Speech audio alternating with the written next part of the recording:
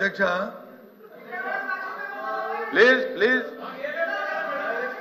అధ్యక్ష కూర్చోండి రామారావు ఎల్ఓపి గారు మాట్లాడారు కూర్చోండి మీరు కూర్చోండి తర్వాత మాట్లాడండి తర్వాత మళ్ళీ మాట్లాడు అధ్యక్ష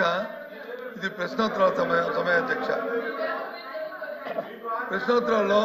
సభ్యులు అడిగిన ప్రశ్నకి డీటెయిల్గా అడిగిన ప్రశ్నకి డీటెయిల్గా సమాధానం చెప్పచ్చు అధ్యక్ష దాంట్లో అభిప్రాయ భేదం లేదు కానీ వారు మళ్ళీ బడ్జెట్ స్పీచ్ లాగా ఆవు గదలాగా ఆవు తెల్లగా ఉన్న పాలు పెట్టడం ఆవు గద చెప్పడం మాత్రం కరెక్ట్ కాదు చెప్పుకుంటే పని చేయమని అధ్యక్ష అధ్యక్ష నా రిక్వెస్ట్ అధ్యక్ష వారిని కోరుతున్నాను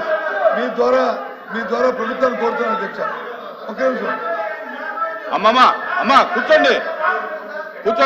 ఇప్పుడు కూర్చోండి మీ ద్వారా ప్రభుత్వాన్ని కోరుతున్నాను అధ్యక్ష ఇంతసేపు ఫైనాన్స్ ఈ సభలో వారిని మమ్మల్ని అందరినీ కలిపి కమిటీ అయ్యండి అధ్యక్ష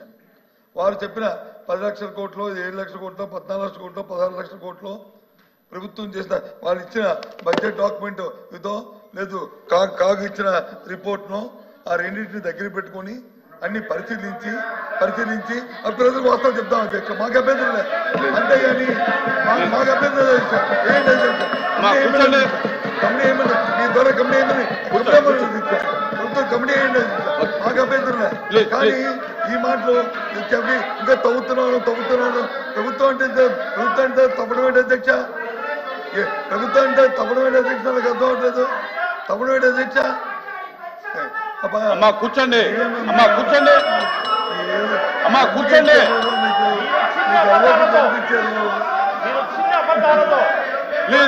కూర్చోండి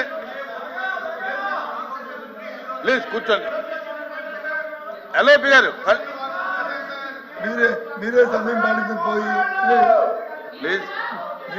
పాటించ పోయి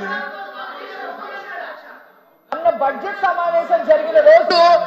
ఎల్ఓపి గారు ఏం రిక్వెస్ట్ చేశారు సభని మేము మొత్తం మాట్లాడాక అప్పుడు మీరు సమాధానం ఇవ్వండి అని చెప్పారు అధ్యక్ష వారు మొత్తం మాట్లాడిందంతా మా ఫైనాన్స్ మినిస్టర్ గారు రికార్డ్ చేసుకొని అన్ని మాట్లాడి వాళ్ళకి రెస్పెక్ట్ ఇచ్చి వాళ్ళు చెప్పిన స్పీచ్ అంతా విని మొత్తం పాయింట్స్ రాసుకున్న తర్వాత వాళ్ళ పార్టీకి వాళ్ళు లేనిపోని అన్ని మా పార్టీ మీద దుమ్మెత్తి పోసి వాకౌట్ చేసేసారు అధ్యక్ష వినకుండా వాకౌట్ చేసేసారు ఎంత బాధగా ఉంటుంది అధ్యక్ష ఎంత బాధగా ఉంటుంది అధ్యక్ష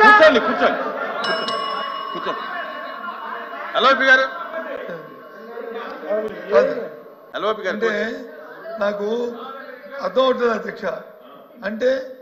ఫైనాన్స్ మినిస్టర్ గారు కానీ లేకపోతే ఎల్ఓపి గారు కానీ ఇంకోరు కానీ మీరు చెప్పిందంతా చెవులో పువ్వులు పెట్టుకొని మేము ఎన్నో అవసరం ఉందా ఏంటి అధ్యక్ష మాకున్న హక్కుని మా బాధ్యత గుర్తెరిగి ఈ బడ్జెట్ ప్రజా వ్యతిరేకంగా ఉంది ఇచ్చిన వాగ్దానాన్ని నెరవేర్చిన బడ్జెట్ ఇది మోసపూరిత బడ్జెట్ కాబట్టి నేను నిరసన తెలియజేస్తాం మేము వాకౌట్ చేస్తాం అది మా హక్కుని కూర్చోండి ఇంకో పర్మనెంట్ కమిటీ కాబట్టి దయచేసి మిమ్మల్ని మేము రిక్వెస్ట్ చేస్తాం అధ్యక్ష మీ ద్వారా ప్రభుత్వాన్ని రిక్వెస్ట్ చేస్తాం అధ్యక్ష మీ ద్వారా ఒక కమిటీ అయ్యింది అధ్యక్ష వాళ్ళు మమ్మల్ని కలిపి ఆ కమిటీ వచ్చే ముందు